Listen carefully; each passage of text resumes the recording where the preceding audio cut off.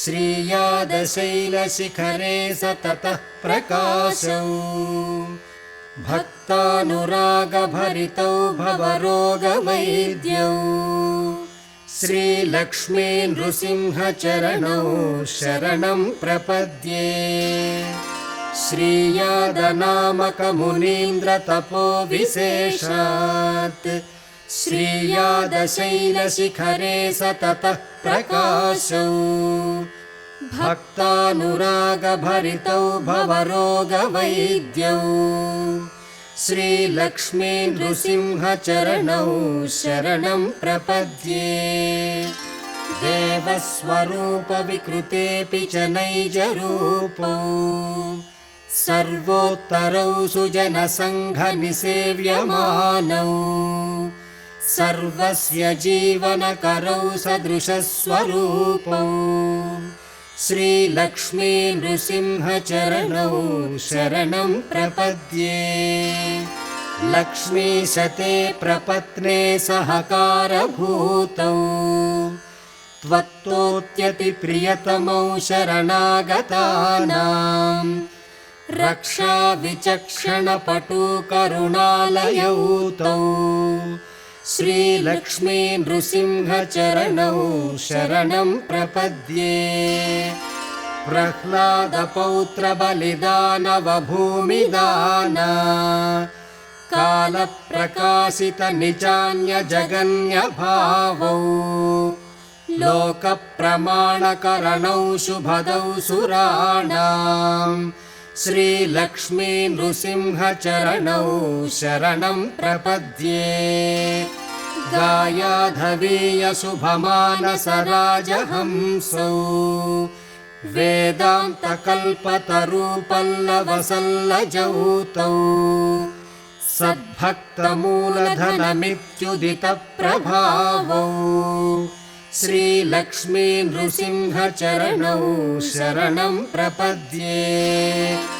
त्रैविक्रमे पधिवटुत्तमरामचन्द्र श्रीदण्डकाननपथे प्रथितः प्रकाशौ बृन्दावने व्रजवधूविरनप्रवृत्तौ श्रीलक्ष्मी नृसिंहचरणौ शरणं प्रपद्ये। त्रैविक्रमे पधिवटुत्तमरामचन्द्र श्रीदण्डकाननपथे प्रथितः प्रकाशौ बृन्दावने व्रजवधूविरनप्रवृत्तौ श्रीलक्ष्मी नृसिंहचरणौ शरणं प्रपद्ये। श्रीमन्नृसिंह तव दास्य रसैकवेषः दास्यादनन्यगतिकः त्वदधीनवृत्तिः भोगेऽप्यनन्यरसमेव भवेयमह्या जन्मान्तरेऽपि सुरलोकसुखेऽपि सत्यम्। श्रीमन्नृसिंह तव दास्य रसैकवेषः दास्यादनन्यगतिकः त्वदधीनवृत्तिः भोगेऽप्यनन्यरसमेव भवेयमह्या जन्मान्तरेऽपि सुरलोकसुखेऽपि सत्यम्।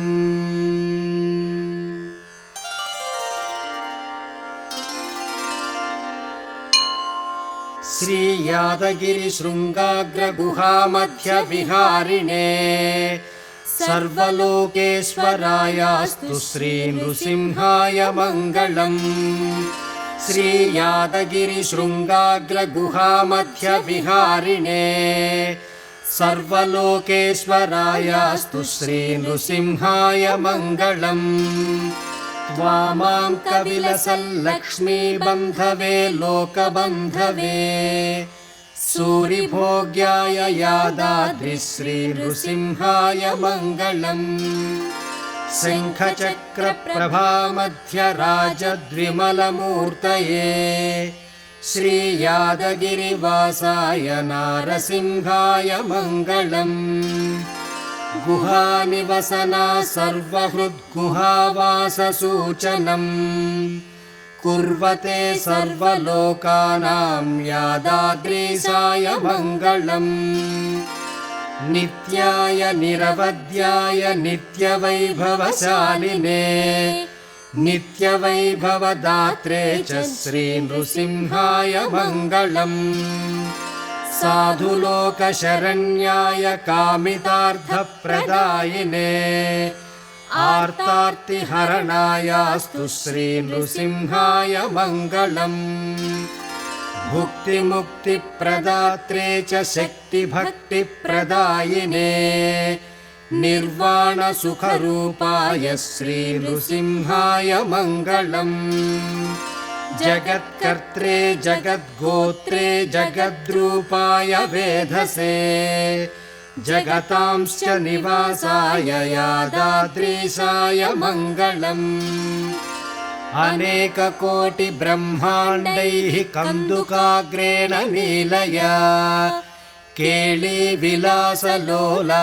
श्रीनृसिंहाय मङ्गलम् सुरासुरनराणां च वानराणां च पक्षिणां दीनानां रक्षकायास्तु श्रीनृसिंहाय मङ्गलम् दुष्टानां निग्रहं चैव शिष्टानां परिपालनम् युगपत् कुर्वते लक्ष्मीनारसिंहाय मङ्गलम् प्रपञ्चवृक्षबीजाय निष्प्रपञ्चाय मायिने मायापनोदकायास्तु श्रीनृसिंहाय मङ्गलम् सन्तानदानदीक्षाय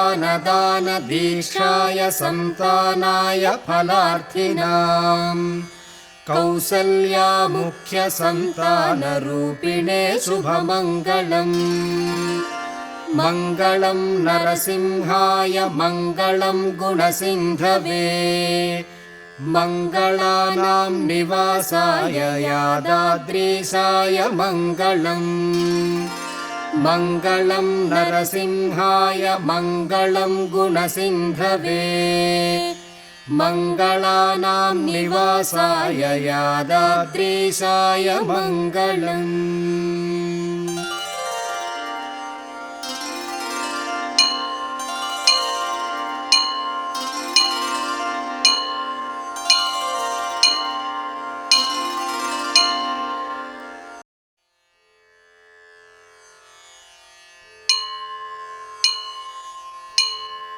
श्रीलक्ष्मी नृसिंह अष्टोत्तरशतनामस्तोत्रम्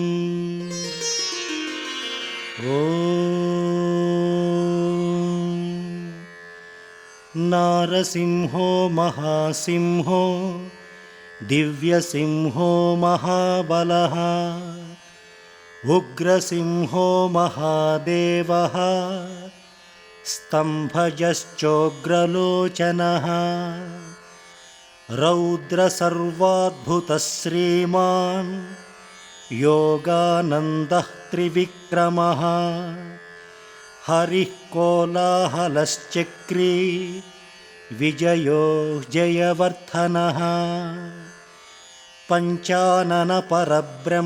च अघोरो घोरविक्रमः ज्वलन्मुखोज्ज्वालमाली महाज्वालो महाप्रभुः निटलाक्षः सहस्राक्षो दुर्निरीक्षप्रतापनः महादंष्ट्रायुधप्राज्ञः चण्डकोपी सदाशिवः हिरण्यकशिपुध्वंसी दैत्यदानवभञ्जनः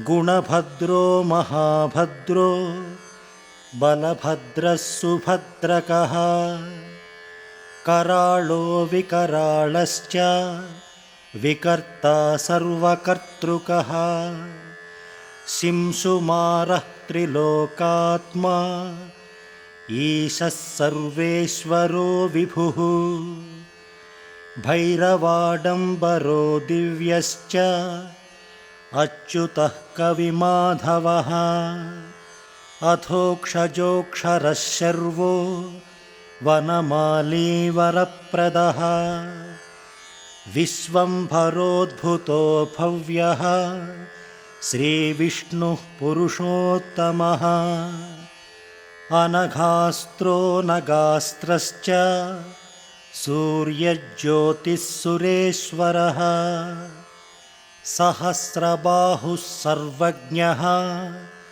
सर्वसिद्धिप्रदायकः वज्रदंष्ट्रो वज्रनखो महादन्तः परन्तपः सर्वयन्त्रैकरूपश्च सर्वयन्त्रविदारणः सर्वतन्त्रात्मको व्यक्तः सुव्यक्तो भक्तवत्सलः वैशाखशुक्लभूतोऽथ शरणागतवत्सलः उदारकीर्तिः पुण्यात्मा महात्मा चण्डविक्रमः वेदत्रयप्रपूज्यश्च भगवान् परमेश्वरः श्रीवत्साङ्गः श्रीनिवासो जगद्व्यापी जगन्मयः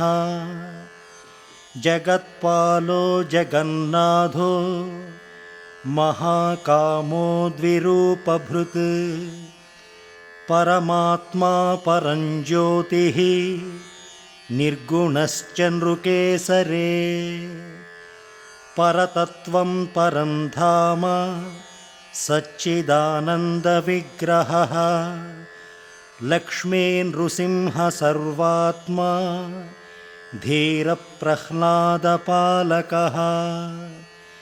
इदं श्रीमन्नृसिंहस्य नाम्नाम् अष्टोत्तरं शतम् त्रिसन्ध्यं यः पठेद्भक्त्या सर्वाभीष्टमवाप्नुयात् इदं श्रीमन्नृसिंहस्य नाम्नाम् अष्टोत्तरं शतम् त्रिसन्ध्यं यः पठेद्भक्त्या सर्वाभीष्टमवाप्नुयात् इति श्रीलक्ष्मीनरसिंह अष्टोत्तरशतनामस्तोत्रम्।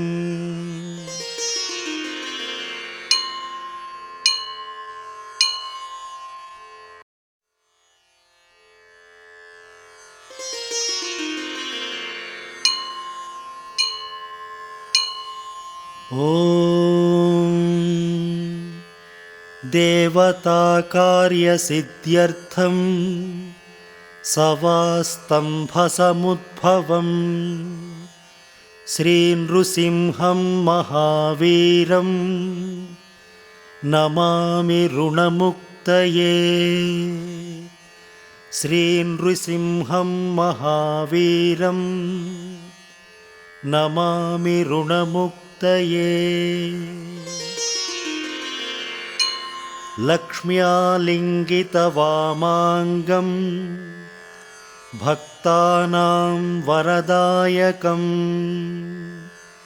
श्रीनृसिंहं महावीरं नमामि ऋणमुक्तये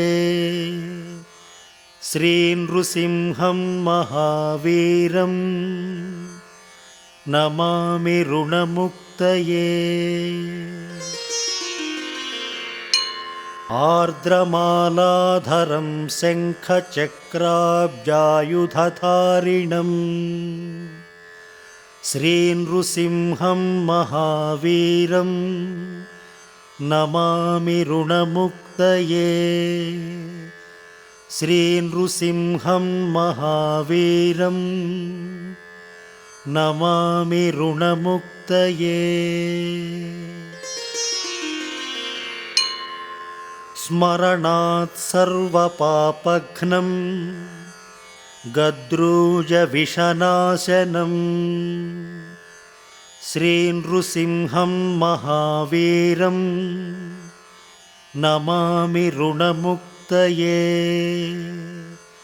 श्रीनृसिंहं महावीरं नमामि ऋणमुक्तये। सिंहनादेन महता दिग्धन्ति भयनाशनम् श्रीनृसिंहं महावीरं नमामि ऋणमुक्तये। श्रीनृसिंहं महावीरं नमामि ऋणमुक्तये। प्रह्लादवरदं श्रीशं दैत्येश्वरविदारिणं श्रीनृसिंहं महावीरं नमामि ऋणमुक्तये। श्रीनृसिंहं महावीरं नमामि ऋणमुक्तये। क्रूरग्रहैः पीडितानां भक्तानामभयप्रदं श्रीनृसिंहं महावीरं नमामि ऋणमुक्तये। श्रीनृसिंहं महावीरं नमामि ऋणमुक्तये। वेदवेदान्तयज्ञेशं ब्रह्मरुद्रादिवन्दितं श्रीनृसिंहं महावीरं नमामि ऋणमुक्तये। श्रीनृसिंहं महावीरं नमामि ऋणमुक्तये। य इदं पठते नित्यं ऋणमोचनसञ्चितम् अन्ध्रिणो जायते सत्यो धनं शीघ्रमवाप्नुयात्। य इदं पठते नित्यं ऋणमोचनसञ्चितम् अन्ध्रिणो जायते सत्यो धनं शीघ्रमवाप्नुयात्। इति श्रीलक्ष्मीनृसिंह ऋणविमोचनस्तोत्रम्।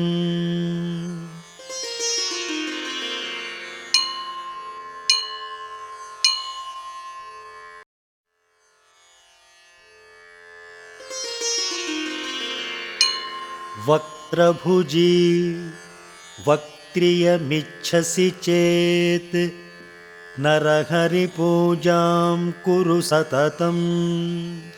घटितिं बालं कृतिधृतिकुशलो बिम्बालं कृतिमातनुते।